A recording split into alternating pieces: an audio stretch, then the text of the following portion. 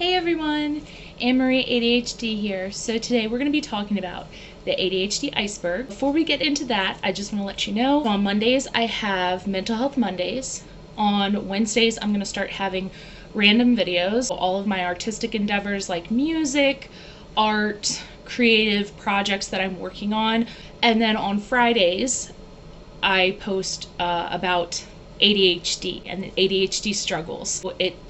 It feels good to talk specifically about ADHD and how that impacts me, and to educate others who may not know about ADHD what some of the different impacts are on a person. If you are interested in this content, or if you enjoy this content, please subscribe to my channel. I hope that you will come along for my journey. Today we're talking about the ADHD Iceberg, and for this I actually did create a I don't know if I would call it an animation, but like a drawing type of animation video for it, just kind of giving you a brief summary of what the ADHD Iceberg is and what that entails.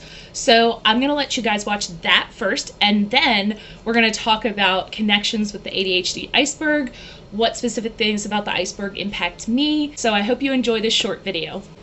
The ADHD iceberg concept is an analogy that helps educators, parents, and others in the community understand the complexities of ADHD. Chris A. Ziegler, or Chris Dendy, was an educator, author, and mental health professional who first coined the term ADHD iceberg. She was also a contributor to one of the largest ADHD magazines, Attitude magazine. Her research, advocacy, and support for ADHD was so influential to the field. Unfortunately, she passed away in July of 2023. However, her memory still lives on in the educational work, concepts, and research she conducted to help raise more awareness about ADHD and the stigmas of mental illness. The iceberg analogy explained is something like this. When we look at an iceberg, we see the tip of the iceberg, what's above the surface. But underneath the surface, there is much more to that iceberg. It is a lot larger. There's more mass. There's more ice. Like the iceberg, ADHD has some visible and noticeable symptoms, but there's a lot that people with ADHD struggle with that goes unnoticed by others. Attitude magazine reports that mood disorders, anxiety, or learning disabilities can be present in as many as 50 to 60% of children with ADHD. Another symptom that many don't know about is emotional dysregulation. Children with ADHD can experience intense emotions that are often difficult to control. Signs of emotional dysregulation include a lack of emotional awareness, avoiding difficult emotions, impulsive behavior, intense emotions, trouble making decisions, and having a hard time managing behavior. It is also important to note that adults with ADHD also struggle with the same issues. Depending on the type of treatment they received when they were a child, or if they received treatment at all, they may still be struggling with things that children with ADHD often struggle with as well. Another lesser-known ADHD symptom is called rejection-sensitive dysphoria. Although this is also present in other disorders such as autism, social anxiety disorder, and PTSD, rejection-sensitive dysphoria is a condition in which people are very hypersensitive to rejection or perceived rejection from others. They have a mindset that they will be rejected even before something happens, and it takes a large emotional toll on the individuals that suffer from it. Signs of rejection-sensitive dysphoria include emotional sensitivity to perceived criticism or rejection, seeing neutral or vague reactions as rejection or silent criticism, rejection triggering huge feelings of depression, rage, anger, or severe anxiety, and difficulty starting tasks, projects, or goals when there's a chance of failure. Underneath the surface of the ADHD iceberg, persons with ADHD also struggle with many skill deficits, including time management, organization, planning, and problem solving. One of these skill deficits, called time blindness, explains how people with ADHD often lose track of time, have difficulty managing time well, trouble remembering things, maybe turning in things late or getting late, and missing deadlines because of inability to estimate the amount of time that it might take for a particular task. In addition to these things, research has also shown that children with ADHD can develop 2 to 3 years slower than their peers. They often have developmental delays that require intervention. But for a lot of people, that intervention may never happen and may go largely unnoticed until the person reaches adulthood. Taking all of these things into account, it's no surprise that children with ADHD struggle in school and have difficulty with traditional classroom management strategies, and adults with ADHD struggle with traditional workplaces. In order for educators, parents, employers, and others in the community to understand the complexities of ADHD, we must understand and help raise awareness about the ADHD iceberg. This concept can help others understand just exactly what the struggles are and how they can be helpful to those that struggle. It is important to remember that ADHD is absolutely not laziness. It's not an excuse. Persons with ADHD have real problems that cause real struggles and stress in their lives. It's important for people to know this and understand this in the future so that we can build a better society and a stronger advocacy for mental illness, mental disorder awareness, and ADHD awareness. Hopefully that gave you just a brief summary and some ideas about what the ADHD iceberg is. And now we're going to actually talk about this specific diagram that I got off of Pinterest that I think is really telling of like a lot. It includes a lot of the different things. So this apparently was made by or posted by Finicini Alfredo. Interesting name. I love it. At the tip of the iceberg, we have two things: trouble focusing and fidgeting, because that's the first thing that everybody thinks of when they think of someone who has ADHD. I have highlighted some of the different things that really impact me and some of the things that don't impact me as much on the ADHD iceberg. And for every person, this is going to be unique and individual because people with ADHD are going to have different particular struggles. My most prevalent iceberg symptoms, the things I struggle with the most, are trouble focusing and fidgeting.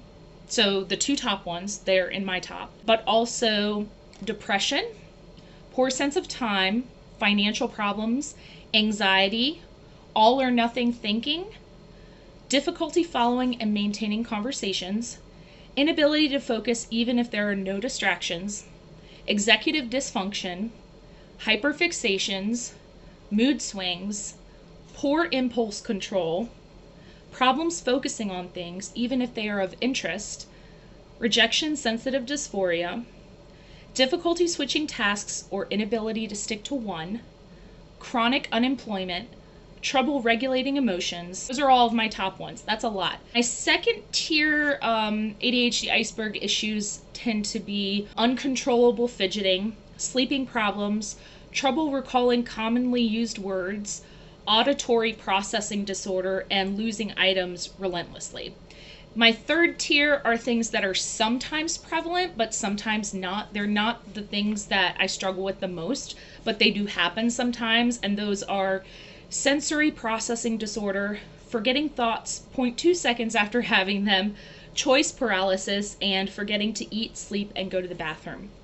And then there is one that I think I don't really struggle with, but for a lot of people with ADHD, this one is actually a really big deal, and that's difficulty maintaining relationships. I'm a very social and bubbly person, and I don't think that that's something that's relevant to me, but I do know that a lot of people do struggle with maintaining relationships because they seem to, when they're dating, kind of hop from new relationship to new relationship, or they have trouble like sticking to commitments because it's a struggle for people with ADHD to stick to plans. There's a couple of terms I want to point out on here that you probably did not hear in my little summary video. The first two are sensory processing disorder and auditory processing disorder. Sensory processing disorder, I found this on online, and I thought it gives sort of a good sense of what sensory processing disorder means. So there's this little character, and then it says specifically what this character's issues are in their sensory processing disorder. So it says, I have sensory processing disorder. I don't like to brush my teeth. I can be sensitive to loud sounds. I don't like to brush, wash, or cut my hair. I like to smell people and objects sometimes. I don't like to wear clothes. That's an interesting one. Again, this isn't what everybody with sensory processing disorder has, but this is some examples of different things that people with sensory processing disorder might have. I enjoy being squeezed. I like pressure. I don't want my hands dirty. I have poor fine motor skills. I get overstimulated and meltdown. I get fearful and anxious sometimes. I overreact to minor scrapes and cuts. I cling to adults I trust. I sometimes walk on my toes. Poor body awareness. I crave fast spinning. I lose my balance. I like wearing the same clothes. Sometimes I don't like to be touched. I have poor gross motor skills. I can be clumsy and fall over things sometimes. I am a picky eater.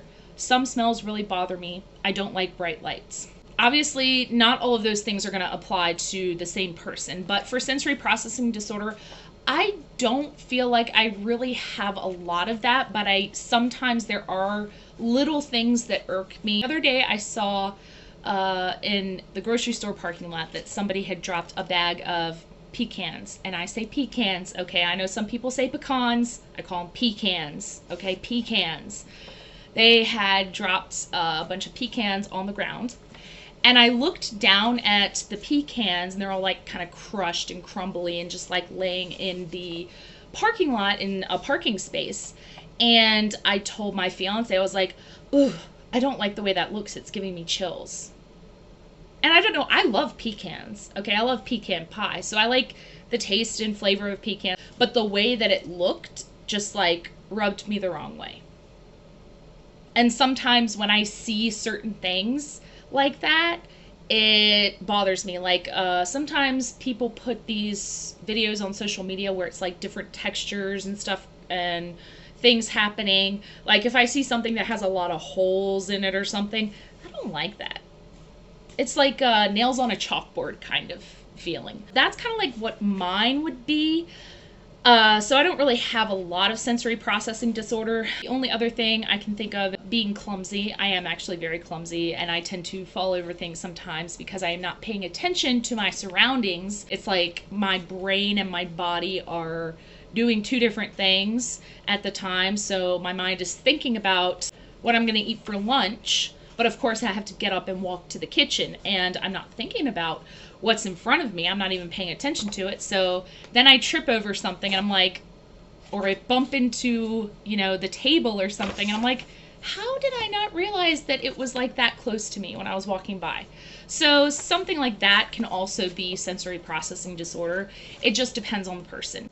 So the other one is auditory processing disorder, and auditory processing disorder has a lot of different elements to it. So some things could apply to you and some things couldn't, just the same as sensory. Auditory processing disorder includes difficulty understanding speech in noisy environments, difficulty following directions, difficulty telling the difference between similar sounding speech sounds, difficulty with spelling, reading, and understanding verbal information, difficulty staying on topic or taking turns during conversations. So for me personally, with auditory processing disorder, I do not have problems with spelling, reading, and understanding verbal information, but there are a lot of kids, especially with ADHD, that also have things like dyslexia. So it makes it really difficult in the classroom because they're having trouble putting together words, understanding, they're having trouble with reading. I will say that when I was younger, I specifically remember when I was learning to read, I had a lot of those like beginner reader books, and I remember reading a lot of them with my parents. But my parents also got me these educational games for the computer. It was actually called Reader Rabbit, okay? I don't know if anybody remembers Reader Rabbit, but if you do, you are awesome. I used to play Reader Rabbit, okay, and I loved Reader Rabbit. Reader Rabbit was cool. Fence.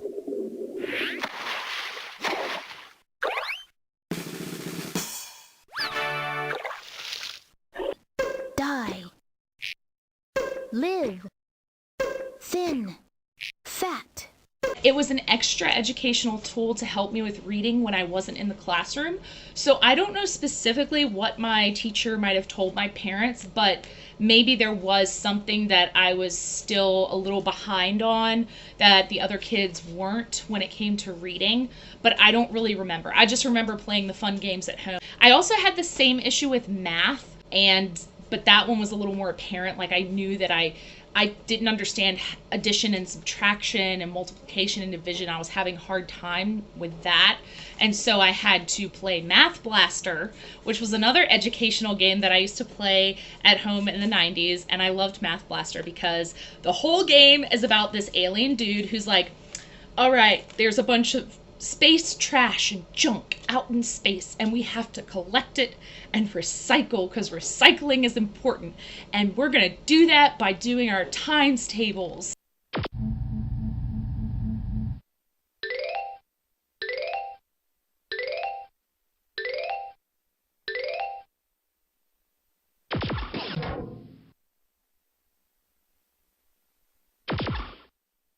Woo!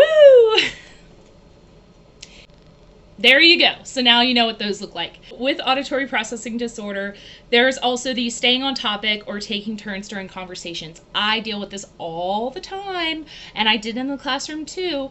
I don't think before I say something, and then I'm like, oh, should I have worded that differently? But then I also interrupt other people. So I'll interrupt when somebody's talking, and I don't mean to do it. I honestly don't. I'm not trying to be rude. I'm not trying to cut somebody off. But what happens is I have this instant thought in my head, and I know if I don't get it out right then and there, as soon as I think of it, the person will keep talking, and I will forget the point I was trying to make. I will forget it. Also, sometimes when I'm in a conversation with someone, they think I'm done speaking about something, but I'm actually not, because sometimes when I explain something, my speech slows down.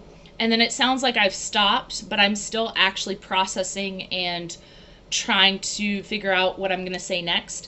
And so it takes me a couple more seconds to get the rest out. And so sometimes I tell people, "Oh wait, I wasn't finished explaining that." And they're like, "It sounded like you were done." And I'm like, "Oh, sorry." Difficulty following directions. I can say that I've always been the kind of person that is more hands-on, monkey see, monkey do. So a lot of times I have gone through for many things, like in school and being an adult, like putting together a bookshelf, and skipped the directions and then realized that I missed something and went back and went, oh, I forgot to put this piece in. That's why all of this is messed up. So I know that I definitely a lot of times skip through directions or rush through them without looking at them thoroughly, and that's a big issue for a lot of people with ADHD. Difficulty understanding speech in noisy environments. It's hard for me to concentrate on what somebody's saying if there's music playing in the background, if there's a TV on in the background. If we're in a place like Panera or Starbucks or something and I'm trying to talk to somebody, I'm also drawn to hearing what all the other people around me are saying. And so in a noisy environment like that, it's a little bit overwhelming to stay on track with what somebody is saying. So I do prefer to have sort of a quiet-ish environment when I'm talking to someone. And that's why I kind of have a bit of social anxiety when I go out to like restaurants or go out to the grocery store and stuff like that, because there's a lot of noise and a lot of other people around doing things, and it makes it hard for me to focus. I will say something really cool about a Walmart that is in my area is they do have a special time, I think on Saturday and Sunday Sunday for people with sensory processing disorder, and it's kind of geared towards people with autism, but it could be anybody that has sensory processing disorder, and it's sensory positive Sunday or something like that. And between the hours of like 9 a.m. to 12 p.m. or something, this is the time for those people to come get their groceries or do their shopping, because there won't be any music on, the lights will be lower, and it'll be quieter in there, a much quieter environment. And I love that because that really helps, especially parents that have kids with ADHD or autism or something else that will have like a meltdown every time they go out shopping for groceries or something. and this affords the parents the opportunity to do the grocery shopping, and their kid's not going to have a meltdown, and it's going to be a stress-free environment for everyone. So if you haven't looked into that in your community, definitely check it out with your Walmart, because I think that's a really cool initiative that they've at least started doing where I live. Like I said, both sensory and auditory processing disorder obviously also affect other disorders. So you see ADHD here, ODD, which is oppositional defiant disorder. SID, I'm not sure what that is. Sensory, I don't know. I don't know what SID is. Specific learning difficulties, autism spectrum disorder, anxiety, Tourette's, OCD, developmental coordination disorder, gifted children, ADD, and depression. So even gifted children may have issues with this, because a lot of gifted children actually might have ADHD or autism or OCD or depression. I actually, when I was a teacher, I had several students on the autism spectrum. They were super smart kids. I absolutely loved working with them.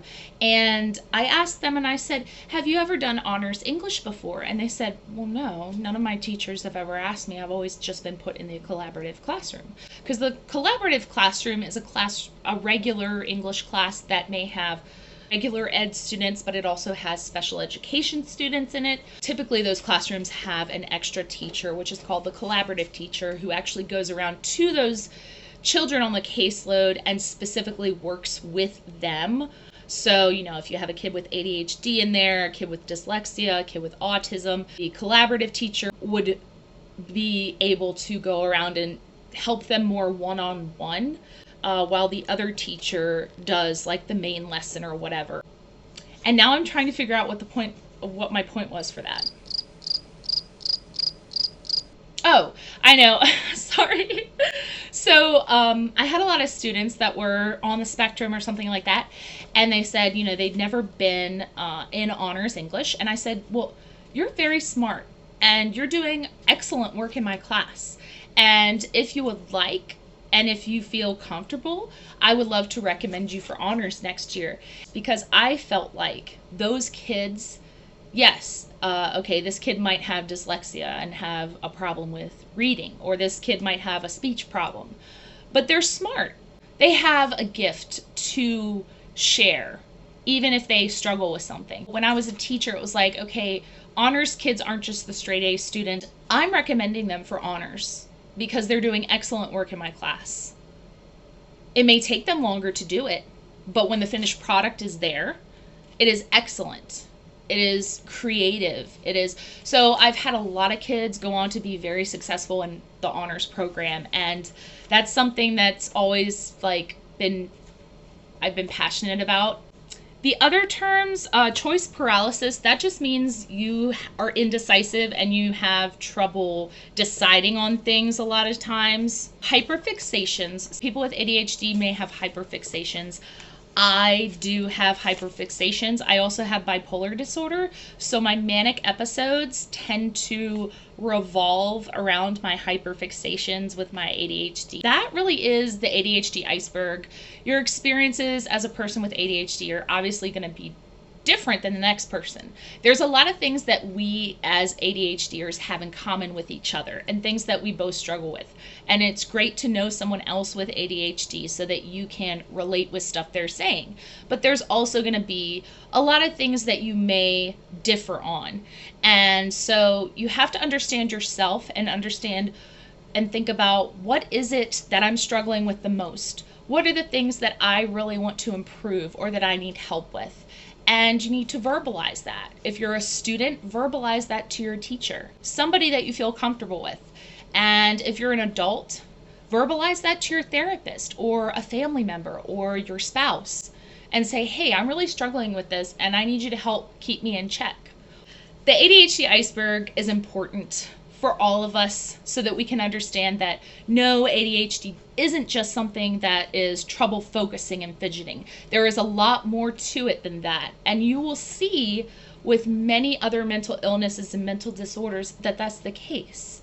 People tend to stereotype mental illnesses and mental disorders and say, okay, it's a kind of person that has this problem, but they don't know all of the under the surface and underlying problems. And that's actually something on my next Mental Health Mondays video. I'm going to be talking about stigma. So I hope you guys enjoyed this video. If you want to tell me what are some of your most prevalent symptoms on the ADHD iceberg, what are some of the symptoms that other people might not know that you struggle with, comment them down below. I'd love to read about them and or share them if you're okay with me sharing them. I hope you all have a great day, quirky turkeys. Bye, y'all. Remember that our journey towards better mental health is not going to be an easy one. You're going to have ups and downs, but the important thing is that you never give up on yourself. Seek support from friends, family, and a mental health professional. Together, we can help break the stigma surrounding mental illness.